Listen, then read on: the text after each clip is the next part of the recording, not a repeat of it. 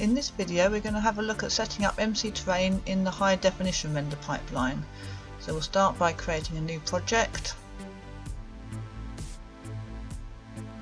We'll choose 3D HDRP and we'll click Create Project.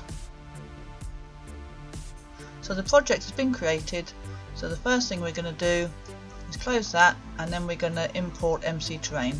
So I've got MC Terrain here ready to import, so we click Import and wait for it to be imported into our project. So it's now been imported, and you'll see you've got an MC Terrain menu up here. We can click on that and we can open the README file, and then we can come down here, go to Scenes and open our demo scene.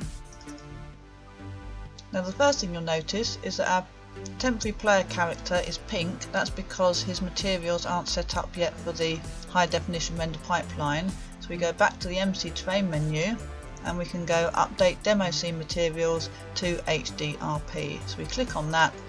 So then the character and the terrain are both now having their shaders compiled for the high definition render pipeline. The update demo materials to HDRP will also update the Invector character materials and the standard assets third person controller character materials if you happen to have those installed. I've got a lot of videos on the website for how to install those, so check them out, and if you're running an HDRP project, remember that that script will update those two characters materials as well. We also need to go back into the menu and click on Add Tags, and then if we open an object, we can see that we've got some tags loaded in there that the game expects to have available to it. So at this point we can go ahead and click play. Now we can see that the terrain has been generated, but there isn't any light or shading on the terrain.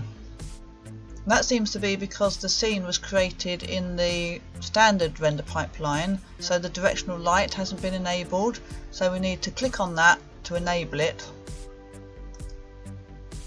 There, so that's brought some light into the game. However, you'll notice that it doesn't really have a skybox, so it looks quite dark. So the next thing we're going to do is add a skybox.